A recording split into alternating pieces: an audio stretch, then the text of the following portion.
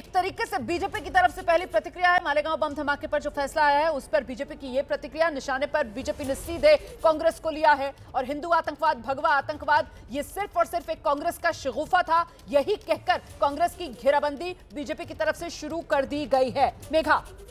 रोमाना, आप राजनीतिक प्रतिक्रिया की बात पूछ रही थी, लो अब ये आ गया। पहली राजनीतिक प्रतिक्रिया जो आई है अमित मालविया, भारतीय जनता पार्टी के लीडर, उनका अब ये कहना, आईटी सेल को भी वो चलाते हैं, उनका ये कहना कि जो हुआ वो गलत हुआ। और अब जब वो नाम लेकर कह रहे हैं कि पी चिदम्बरम, सोनिया गांधी और सुशील कुमार शिंदे, जिन्होंने ये मलिशियस कैंपेन, जो शब्द यूज कर रहे हैं, मलिशियस कैंपेन चलाया, उनको अब बिना शर्त माफी मांगनी चाहिए। तो अब देखिए, जैसे मैं आपको कह रही थी, पार्लियामेंट का सेशन भी चल रहा है, जब 2 बजे रिकन्वीन होंगी सारी हाउसेस, दोनों हाउसेस, तो शायद ये फिर भारतीय जनता पार्टी की तरफ से शायद ये मुद्दा उठाया जाए, क्योंकि कांग्रेस पार्टी सामने बैठी है। ये माफी की तो अब मांग बिल्कुल जोरदार करेंगे, क्योंकि कोर्ट ने बैरी कर दिया है, कोर्ट ने एक्विट कर दिया। कोर्ट ने ये कहा कि कोई शक के बिना पर हम इसमें किसी को सजा नहीं दे सकते हैं। मगर सवाल, जैसे मैं आपको पहले भी कह रही थी रोमाना, सवाल अभी उठाना बहुत जरूरी है कि क्या ये शायद एक पहला बॉम्ब ब्लास्ट केस है इस देश में जिसकी 17 साल ट्रायल चली, और उस ट्रायल के बाद आपको यही नहीं पता कि किसने बॉम्ब ब्लास्ट कराया, कैसे बॉम्ब ब्लास्ट हुआ, आरडीएक्स कौन लेकर आया। और बिल्कुल इसी तरीके से 7-11 का मामला भी, वहां पर जो लोग मरे थे आखिरकार उनका हत्यारा कौन, ये भी आज तक नहीं पता चल पाया। और ऐसे में आपने देखा था कैसे पिछले दिनों 7-11 धमाका मामला, उसमें सारे आरोपी बरी कर दिए गए, और अब ये मालेगांव बम धमाका मामला, यहां सातों के सातों आरोपी बरी कर दिए गए। और दोनों ही मामले में आप यकीन मानिए, जिस तरीके से 7-11 का फैसला आने के बाद हमने देखा था जोरदार तरीके से सियासत गरमाई थी, अब इसी अंदाज में मालेगांव बम धमाके के फैसले के बाद भी सियासत गरमाएगी। और ऐसे में एक और सियासी प्रतिक्रिया मालेगांव ब्लास्ट केस में फैसले पर एआईएमआईएम के प्रमुख हैं असदुद्दीन ओवैसी, उनका बयान आ गया है। असदुद्दीन ओवैसी कह रहे हैं मालेगांव ब्लास्ट केस का फैसला निराशाजनक है, जानबूझकर सही जांच नहीं की, इसीलिए आरोपी बरी हुए हैं। ये असदुद्दीन ओवैसी की तरफ से पहली प्रतिक्रिया सामने आ गई है। फैसला जब आया भी नहीं था तब भी मालेगांव के फैसले का जिक्र करते हुए असदुद्दीन ओवैसी ने महाराष्ट्र सरकार पर निशाना साध दिया था। आपको ध्यान होगा फैसला तब 7-11 केस में आया था और तभी असदुद्दीन ओवैसी की तरफ से महाराष्ट्र सरकार पर निशाना साधा गया था, ये कहते हुए कि अभी कुछ दिनों में मालेगांव बम धमाके पे फैसला आना है और तब अगर आरोपी बरी हो जाएंगे तो जिस तरीके से 7-11 के मामले में महाराष्ट्र सरकार ने सुप्रीम कोर्ट का दरवाजा खटखटा दिया है, क्या इसी तरीके से मालेगांव बम धमाके में भी महाराष्ट्र सरकार ऊपरी अदालत की शरण में जाएगी क्या? यह सवाल असदुद्दीन ओवैसी की तरफ से पहले ही खड़ा कर दिया गया था, और अब जब यह फैसला आया है तो असदुद्दीन ओवैसी सवाल पूछ रहे हैं, 6 लोगों को आखिर किसने मारा? मालेगांव ब्लास्ट केस के फैसले पर असदुद्दीन ओवैसी बुनियादी सवाल उठा रहे हैं, फैसले को निराशाजनक करार दे रहे हैं और कह रहे हैं कि जानबूझकर सही जांच नहीं की गई, इसीलिए आरोपी बरी हुए हैं। गणेश, सियासत तो अब गरमाएगी, ये तय है। बिल्कुल सियासत गरमाएगी, क्योंकि जिसका जिक्र मैं कर रहा था रोमाना, 2008 में ये आरोपी गिरफ्तार होने के बाद कई बड़े नाम इस इन्वेस्टिगेशन के दायरे में आए थे और उसका आधार था कि आरोपियों ने आपका नाम लिया है। जैसे मैं बता रहा था कि 2 बड़े नेता के नाम थे, 2 बड़े, एक धर्मगुरु का नाम था। इन सभी लोगों के नाम इस तरह जुड़े गए कि एक ने ट्रेनिंग दी कुछ जगहों पर उनको बाकी मीटिंग्स के लिए जगह दी गई थी। तो ये तमाम बातें उस समय आ रही थी और ऐसा लग रहा था कि इन आरोपियों के ज़रिए यहाँ इन बड़े लोगों तक पहुँचने की वो कोशिश है। अब उस समय जांच वहाँ तक गई थी लेकिन उनके खिलाफ कोई सबूत नहीं मिले, तो अब वो बात भी सामने आएगी कि क्या इस मामले के ज़रिए भगवा आतंकवाद को सामने रखकर उस समय के बड़े नेताओं तक उन पर झूठे आरोप लगाकर कोई मामला चलाने की कोशिश हो रही थी क्या? इस तरह के सवाल आज उठेंगे, क्योंकि अब डिटेल जजमेंट की कॉपी जब अपने पास आएगी उसमें आरोपियों के स्टेटमेंट के बारे में भी जिक्र होगा और उस स्टेटमेंट्स में उन बड़े लोगों के नाम भी होंगे, उनके बारे में कोर्ट क्या कहती है या उनके बारे में क्या इन्वेस्टिगेशन हुआ, ये तमाम चीज़ें देखना बहुत महत्वपूर्ण होगा, क्योंकि इनके ज़रिए कहीं और पहुंचने की कोशिश उस समय की सरकार कर रही थी क्या, ये सवाल आज उपस्थित किया जाएगा। और जिनके नाम थे क्या वो भी आकर सामने कहेंगे कि उस समय उनको फंसाने की साजिश रची गई थी इस मामले के ज़रिए? ये सारी चीज़ें आने वाले दिनों में सामने आएंगी, सियासत गरमाएगी और उस समय जो इस जांच के दायरे में आया था वो भी शायद सामने आकर अपना पक्ष रख सकते हैं, जिससे तत्कालीन यूपीए सरकार पर कई बड़े आरोप और उस समय के गृह मंत्री, उस समय जो लोग इसमें शामिल थे, उन पर भी निशाना साधा जाएगा। रोमाना, और उसका सिलसिला शुरू हो चुका है। अमित मालवीय ने जिस तरीके से सोशल मीडिया पर पोस्ट किया है और बाकायदा नाम लेकर सोनिया गांधी से लेकर सुशील कुमार शिंदे से लेकर जो कांग्रेस के अन्य नेता हैं उन पर वो निशाना साध रहे हैं। और जिस बात का जिक्र आप कर रहे हैं कि साहब एक के बाद एक वो लोग जिनके नाम तब सामने आ रहे थे और जिन पर जांच एजेंसियों का शिकंजा कस रहा था, अब उनकी तरफ से खुलकर इस मामले में प्रतिक्रिया दी जाएगी। वो सिलसिला भी आरोपियों के माध्यम से तो शुरू होता हुआ हम देख ही रहे हैं। किस तरीके से साध्वी प्रज्ञा, उन्होंने खुद ये बयान दिया कि 17 साल तक उनको इंसाफ की लड़ाई लड़नी पड़ी। इस फैसले के बाद साध्वी प्रज्ञा ने कहा कि कैसे अपने ही देश में उन पर आतंकवादी होने का ठप्पा लगा दिया गया। साध्वी प्रज्ञा की तरफ से कहा गया कि कैसे आज जब फैसला आया है और अदालत ने उन्हें बरी किया है तो वो नहीं भूल सकती एटीएस रिमांड के वो 13 दिन जब उन्हें जबरदस्त प्रताड़ना झेलनी पड़ी थी और जब जबरदस्ती प्रताड़ित कर करके इन लोगों से कबूलनामे लिए गए थे और उन्हीं कबूलनामों के आधार पर कहीं ना कहीं जांच एजेंसियों ने अपना पूरा केस खड़ा किया था। लेकिन जब अदालत में सबूतों की कसौटी पर मामले को कसा गया तो फिर मामला ताश के पत्तों की तरह ढह गया। ऐसा मैं क्यों कह रही हूं? क्योंकि सुनिए गौर से, अदालत की तरफ से क्या कहा गया। अदालत ने कहा मालेगांव में बम धमाका हुआ, यह साबित हुआ, लेकिन बम धमाका बाइक पर हुआ, यह साबित नहीं हुआ। बाइक का चेसिस नंबर तक रिकवर नहीं हुआ। बाइक साध्वी प्रज्ञा ठाकुर की ही थी, यह साबित नहीं हुआ।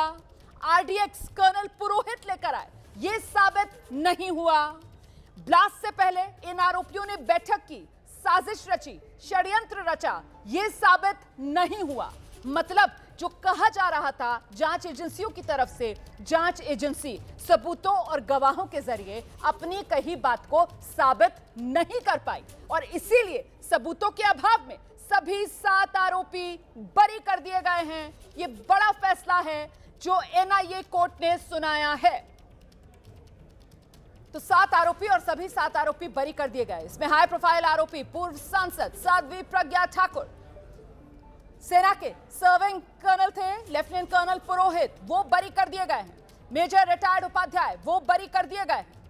और ऐसे में 17 साल तक इन लोगों को लंबी लड़ाई लड़नी पड़ी है। सभी 7 आरोपी बरी कर दिए गए हैं। लेकिन सवाल सबसे बड़ा ये कि आखिरकार वो 17 साल पहले मालेगांव में जो धमाका हुआ था, वो धमाका किसने किया? जो 6 लोगों की जान गई थी, उन 6 लोगों की जान जाने का जिम्मेदार कौन?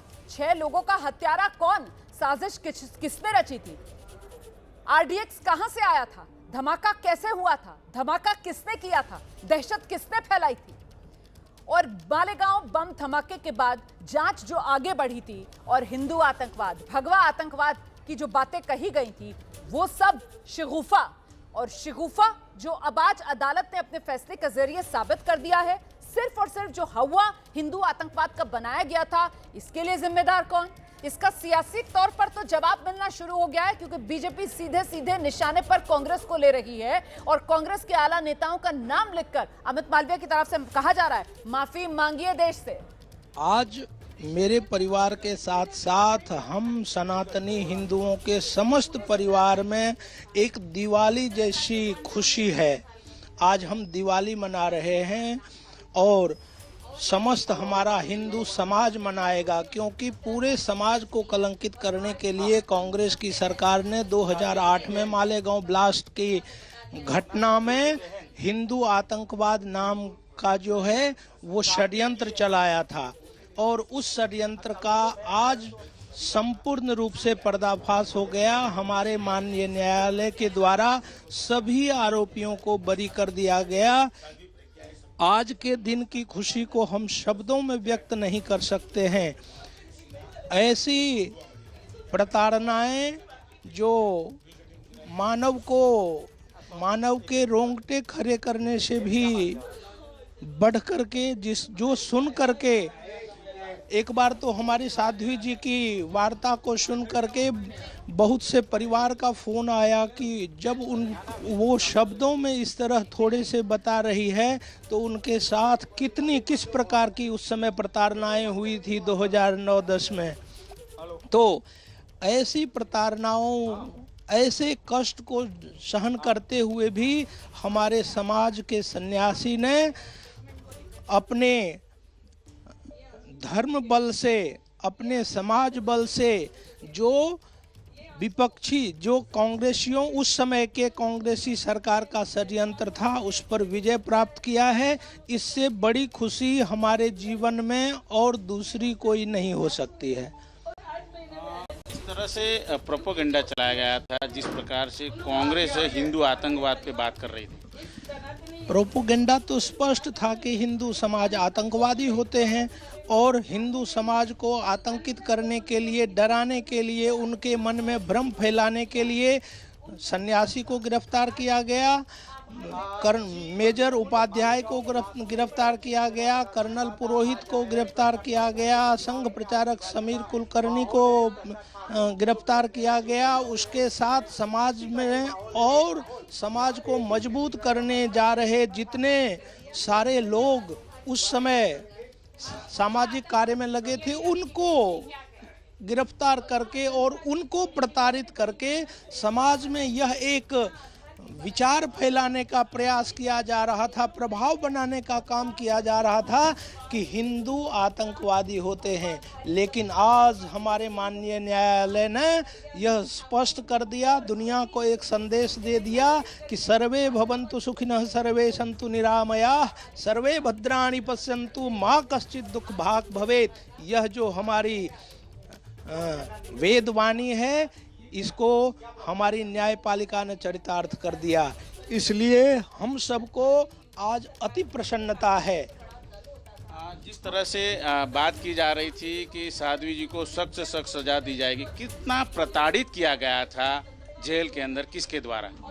प्रताड़नाएं तो हम बार बार अपने समाज के बीच, देश के बीच लाते रहे, लेकिन यह मैं कहूँ कि प्रयास यही था।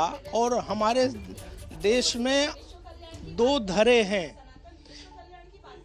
मुसलमान में भी मुसलमान के कोई विशिष्ट व्यक्ति ने कभी यह नहीं कहा था कि ये आतंकवादी हैं और इनके ऊपर कोई उन्होंने टिप्पणी की हो, ऐसा एक भी बाइट किसी का देखने को नहीं मिला, सिवा उनको छोड़ करके जिन्होंने अपने पूर्वजों की बात, जो अपने पूर्वज को नहीं मान करके चल रहे हैं, ऐसे मुसलमान जो ना मुसलमान हैं ना हिंदू हैं, ऐसे मुसलमानों के द्वारा जो कठपुतली बने हुए मुसलमान हैं, उन्होंने जरूर जगह जगह इस तरह की बात किया करते थे कि वो आतंकवादी है, हिंदू में भी आतंकवाद होते हैं।